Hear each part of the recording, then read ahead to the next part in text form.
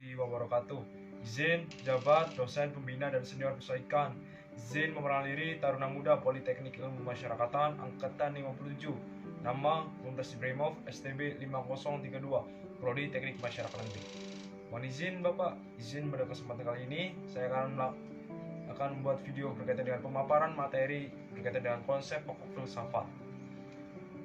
Yang pertama, menurut Puja-Wija, filsafat berasal dari kata Arab yang berhubungan erat dengan kata Yunani yaitu filosofia. Kata filosofia terdiri dari dua kata yaitu philo dan sophia. Philo berarti cinta dan sophia berarti kebijaksanaan. Jadi bisa diartikan filsafat yaitu cinta kepada kebijaksanaan atau ingin cari tahu secara mendalam.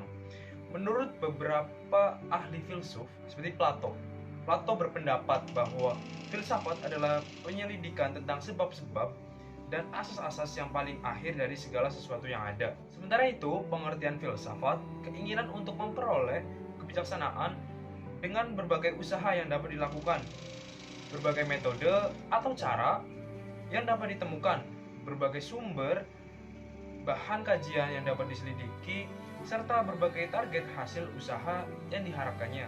Asal mula filsafat berasal dari 4 sumber, yaitu ketakjuban, ketidakpuasan, hasrat bertanya, dan juga keraguan. Sifat dasar filsafat terdiri dari berpikir secara rasional. Berpikir secara rasional berarti berpikir secara logis, sistematis, dan juga kritis. Kemudian, berpikir secara radikal. Filsuf ialah pemikir yang radikal. Karena berpikir secara radikal, ia tidak akan pernah berpaku hanya pada fenomena suatu entitas tertentu. Yang ketiga, berupaya mencari asas. Para filsuf Yunani mengamati keanekaragaman realitas di alam semesta, lalu berpikir dan bertanya, tidakkah di balik keanekaragaman itu hanya ada suatu asas? Mencari asas pertama berarti juga berupaya menemukan sesuatu yang jadi esensi atau inti realitas. Kemudian memburu kebenaran. Filsuf ialah para pemburu kebenaran. Dan yang terakhir, berupaya memperoleh kejelasan. Berupaya mendapatkan kejelasan dan penjelasan. Terdapat dua objek filsafat, yaitu objek material dan juga objek formal. Objek material yaitu segala sesuatu yang ada atau mungkin ada, baik yang konkret maupun yang abstrak, yaitu ilmu pengetahuan itu sendiri. Yang kedua, objek formal, yaitu sifat penelitian yang mendalam, tidak hanya sebatas penelitian yang empiris, tapi dapat dipikirkan secara logis. Metode filsafat dibagi menjadi 3, yaitu metode deduktif, induktif, serta dialektika. Kemudian yang ingin saya bahas kedua ialah filsafat ilmu pengetahuan. Definisi filsafat ilmu pengetahuan ialah usaha pembahasan secara filosofis terhadap ilmu pengetahuan. Objek material ialah ilmu pengetahuan itu sendiri, sementara objek formalnya ialah filsafat. Pembahasan filosofis terhadap ilmu pengetahuan berarti membahas secara rasional, objektif, radikal, atau mendalam, serta menyeluruh untuk memperoleh pemahaman yang mendasar, menyeluruh, lengkap, dan kebenarannya tidak diragukan. Landasan pembahasan filosofis terhadap ilmu pengetahuan yakni: yang pertama, ontologis, menganalisis objek material, ciri khas, lingkup, dan target dari ilmu pengetahuan. Kemudian epistemologis, menganalisis proses, cara kerja, langkah, metode, dan sarana relevan yang digunakan dari ilmu pengetahuan. Terakhir, aksiologis, menganalisis penerapan hasil temuan, yakni nilai-nilai dari ilmu pengetahuan seperti nilai kebenaran, kegunaan. Hakikat pengetahuan, segenap hasil dari kegiatan mengetahui berkenaan dengan sesuatu objek, bisa hal maupun peristiwa. Misalnya pengetahuan tentang benda, tumbuhan, binatang, manusia, dan sebagainya. Kelompok pengetahuan sendiri dibagi menjadi 3, pengetahuan sehari-hari, pengetahuan ilmiah, serta pengetahuan filosofis. Ciri ilmu pengetahuan dibagi menjadi 3, yaitu sebagai proses, prosedur, dan juga produk. Sebagai proses, bahwa ilmu pengetahuan secara nyata dan khas adalah suatu perbuatan melakukan sesuatu yang dilakukan oleh manusia. Sebagai prosedur, penelitian sebagai rangkaian aktivitas mengandung prosedur tertentu, yakni serangkaian cara dan langkah dengan suatu pola tertentu, yaitu metode ilmiah. kemudian sebagai produk. Dari proses dan prosedur, pada akhirnya keluar produk yang berupa pengetahuan ilmiah. Objek kegiatan ilmiah. Kegiatan berpikir ilmiah merupakan kegiatan berpikir objektif, yaitu kegiatan berpikir yang terarah pada suatu hal yang menjadi bahan atau objek pemikirannya. Adapun hal-hal yang dapat menjadi bahan atau objek pemikiran, kegiatan ilmiah adalah seluruh alam semesta seisinya dengan segala aktivitasnya, sejauh dapat diamati, observasi, secara langsung atau tidak langsung, menggunakan cara dan sarana, alat bantu, serta dapat diukur. Tujuan kegiatan ilmiah terhadap berbagai persoalan maupun permasalahan yang muncul, manusia sebagai makhluk berpikir terdorong untuk mencari jawaban atau pemecahannya.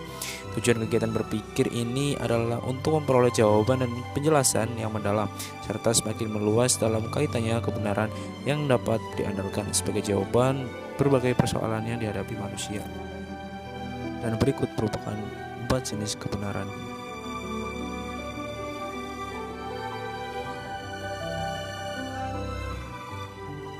Sejarah dan paradigma penghukuman.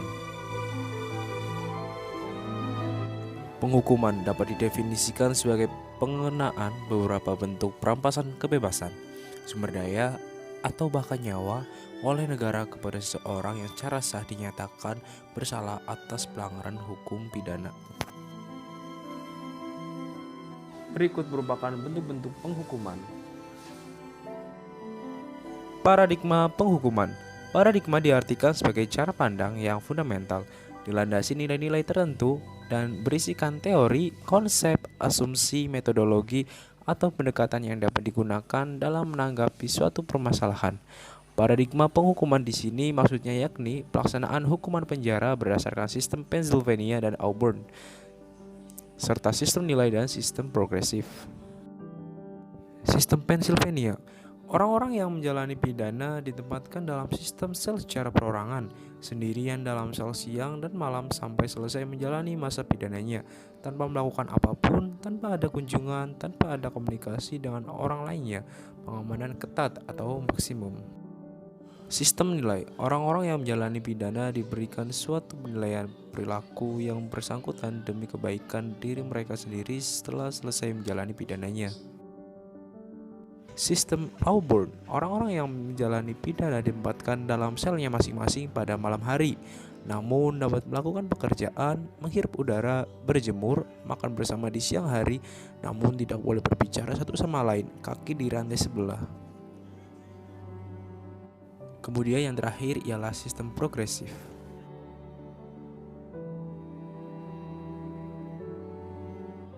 Tujuan dan rasionalitas penghukuman. Tujuan pemidanaan dibagi menjadi 3, yaitu absolute theory, interest theory, dan reformation theory. Sehingga tujuan pemidanaan untuk memberikan pembalasan dan mengembalikan keuntungan bagi masyarakat atau negara. Deterrence theory, pelaku kejahatan sebagai orang bersalah yang harus diberikan penjaraan, sehingga tujuan pemidanaan agar pelaku tidak diulanginya kejahatan dan mencegah terjadinya tindak pidana di masyarakat. Rehabilitasi teori, pelaku kejahatan sebagai orang yang harus ditolong karena adanya penyakit sosial, kejiwaan, atau penyimpangan, sehingga tujuan pemidanaan untuk mereformasi atau memperbaiki atau membina pelaku.